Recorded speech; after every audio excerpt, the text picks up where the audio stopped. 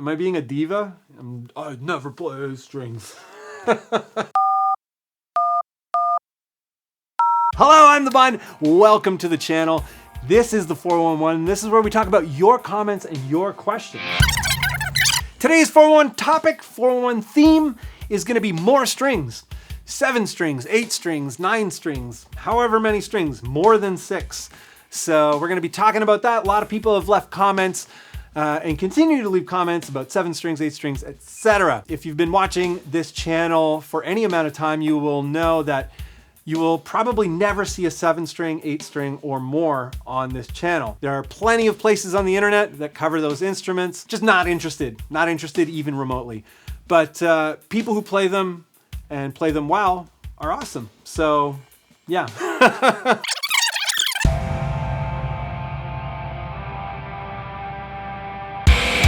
This comment was left on the Maybe Baritone is Not For You video, and it is from Penseur Radical. ESP make 25.5 8 strings. You see the problem. Apart from this point, using longer scale can be a problem with smaller hands. The same way with more strings. Fan fret could be a solution. You can try cheap fan fret with Agile or Harley Benton. Penseur, I hope all is well. What's cooking? Hope you're riffing it up today and just having an awesome day. Short 8 strings, super short 8 strings. I think what happened with that phase of 8 strings is a lot of companies scrambled to get in the 8-string game. 25.5 8 strings, people hate them. Most people hate them. Maybe you'll find a few people who are indifferent or don't care, but most people are like, man, this low string sucks. There's this pressure for a lot of companies to capitalize on a trend in a market, and they have this fear of missing out, so they may rush to market and not really think it through. I think that's what happened in that phase. I think it's hard to find an 8 string that is 25.5 now. You might be able to, but most of the ones that I know of are like at least 27. I think 27 is way too short for F sharp. You know, the science of it says it just doesn't work, that the low string will be sharp at the 12th. But if you have an 8 string, maybe you don't need to play the low string at the 12th because you have other strings and you can maybe finagle things, so it doesn't really matter. Maybe the low string doesn't need to be super in tune at the 12th because you have more options. I don't know. This is a really good comment, and I think it's informative to a lot of other people. If you have small hands, you may have a short reach, and you know, the scale length may be a problem. Or in the case of an 8 string, if their fretboard is like gigantic, can your little hands, if you have little hands, I have giant hands and I even don't like playing 8s. You may be double F'd there. Really good point, something to consider. I usually try in my guitar demos to touch on those points. Can a person play it? So what you bring up with fan fret, very good point. Fan fret guitar can make reach problems and whatnot a little easier, and it's true.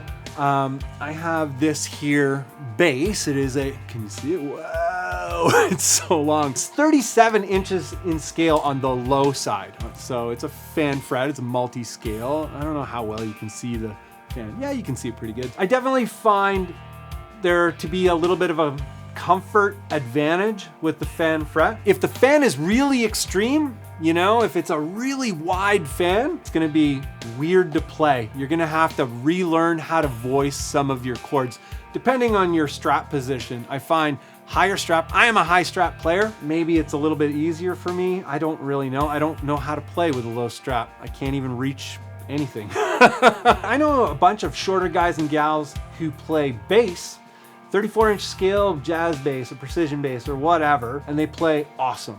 And they're very small people, the people that I'm thinking of. Maybe it's just a case of adapting more than anything else. Really good comment though, Penseur. Thank you for leaving that, and thank you for sharing, because that's some golden wisdom right there.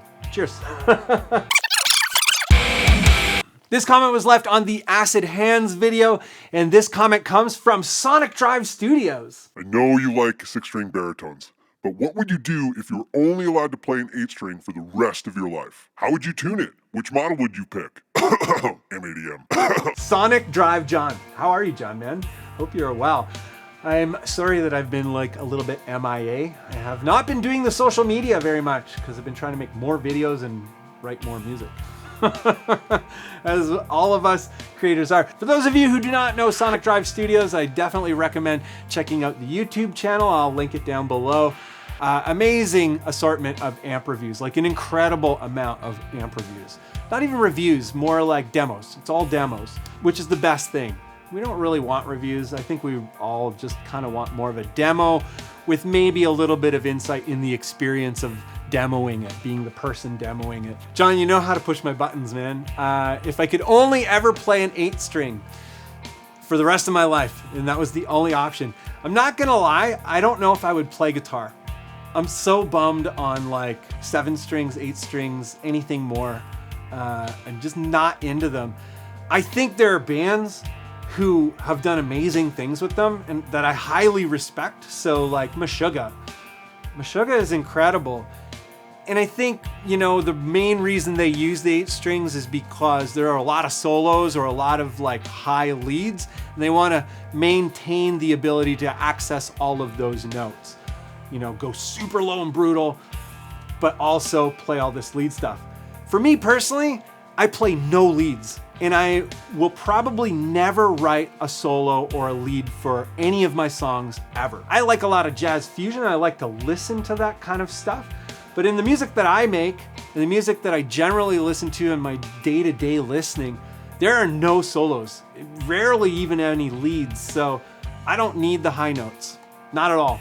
Not interested in them artistically, even remotely. So the 8-string, I don't know, I guess I could take the higher strings off, but it would still be really uncomfortable to play and just not a cool instrument. It's probably a pretty weak answer, but I don't know. Am I being a diva? I never play strings. If you're gonna use them, the M80M is the way to go because it's what, 29.4 inches in scale, I think? It's like perfect scale length for F sharp. Absolutely perfect. And you know, if you want to drop to E, you can do it kind of. John, I hope you have an awesome day, and yeah, rip it. I can't wait to see your next video, man. Cheers. This comment was left on the Can the Drop Replace a Baritone video, and it comes from Matty Kenny. Can it be used to get a lower tuning on an 8-string? Matty Kenny, what's cooking, man? I hope all is awesome, and yeah, that you're having a super sick day and you got the sick tones going and all that kind of stuff. That's awesome. There are 2 things to address. If you have enough scale length on your 8-string, if you have an M80M, which is 29.4 inches in scale, or if you have like an Agile 8-string, a lot of those are 30 inches in scale. If you have a really long scale 8-string, you can already tune it down lower than the F sharp that comes stock from the factory. If you have a short 8-string, it might already be kind of loose and flubby on the F sharp. So if you use the drop to try and push it down further, the drop probably isn't going to track very well. If you have an E standard guitar, you can push that guitar really low, a whole octave down. It sounds good. The demo on this video that I did was with a 24.75 inch scale guitar, and I just went with the drop an octave down for super low, and it sounded pretty good. Did it sound as good as a baritone or a 30 inch scale bass 6? No, it didn't. Did it sound good? Yes, it did. It sounded pretty darn good. It's all about, you know, what you want to do creatively at that point. If you can try one first, for sure. But I don't think it tracks really well super low. I tried to use the drop with my standard baritones, which are tuned to G, and it sounds terrible. I find it doesn't track well. The lower the note, the worse it tracks, the worse it sounds. That said, my pal Miles did a demo of a bass whammy, which has like some drop functionality in it. And he used it on an 8-string to push the 8-string lower.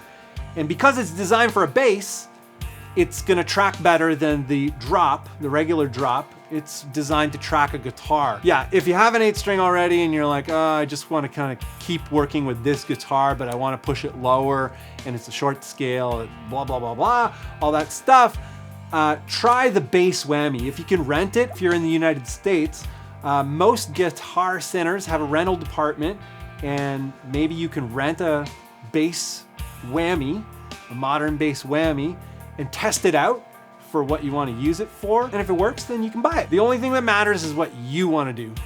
And if it works for what you want to do, then it's great. But I definitely think checking out the bass whammy is the way to go. It might give you a way better result that you're gonna be way more stoked on. And it's a whammy, so you can do some whammy stuff with it too. Awesome. This comment was left on the Ibanez RGIB6 video, and this comes to us from Parabellum. Drop E must be a breeze on this thing. I've been considering getting an 8-string for years now, but baritone guitars are starting to win me over big time. Parabellum, how are you? I hope all is well today, and that, yeah, you're just having an awesome day, man. Drop E on the Ibanez RGIB6. I'm gonna personally say, in my experience, no. It does not do a drop E. It barely does a drop F. It does, it works, but there's two things that start having to happen. A, you have to use way, way bigger strings. It's kind of the same as every other scenario of dropping down. At a certain point, the string gauge gets abnormally gigantic and the tone shifts to a place that maybe you're okay with where the tone changes, becomes a lot more bass-like. So if you up the gauge a lot, you'd be able to probably make it eke out a low E, but then you run out of intonation adjustment. Whenever you push a guitar of a certain scale length beyond its tuning range, its optimum tuning range. You know, I wouldn't even say that G is an optimum range for the RGIB. I would say maybe A flat is where the guitar shines, but G works pretty well. It's still in a good zone, and it's a really comfortable guitar. And I think a lot of people have that guitar, myself included, because it is incredibly comfortable. It is right in the middle zone. It's not too long. You know, putting any humbuckers you want in it is really easy. It's a really simple guitar. It's a really slickly built guitar. It has a whole bunch of things going for it. If you want to go to E, go to 30. Get a 30-inch scale guitar. There's a ton of 30-inch scale guitars right now in the most recent baritone roundup, the 2019 baritone roundup. Some of them are super cheap. Maybe you can find something that is gonna work for you. As I've said a million times, if it's the thing that you like and it works for what you wanna do and you're satisfied, that's what you do.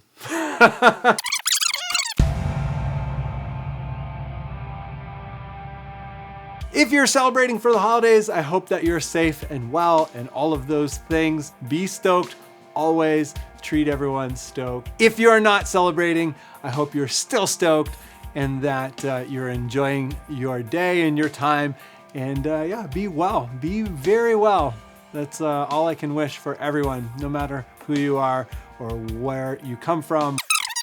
For all of you who are supporting the channel through Patreon, merch, and music streams and music downloads, thank you so much for all of that. For anybody who wants to get in on that and help this channel out, help it grow, see more content more frequently, you can do that by checking out the links in the description. For $5 Patreon pledges and higher, you will receive a production credit that runs at the end of every video during your pledge period. You guys are awesome. Thank you so much for the help and support. It really helps a lot. I've been able to tackle a bit more, and I'm getting ready to launch a bunch of Patreon only content. Can't say too much about that right now because it's not done. So don't talk about things you're not done. Thanks for hanging out in this episode, and I hope to see you in the next episode.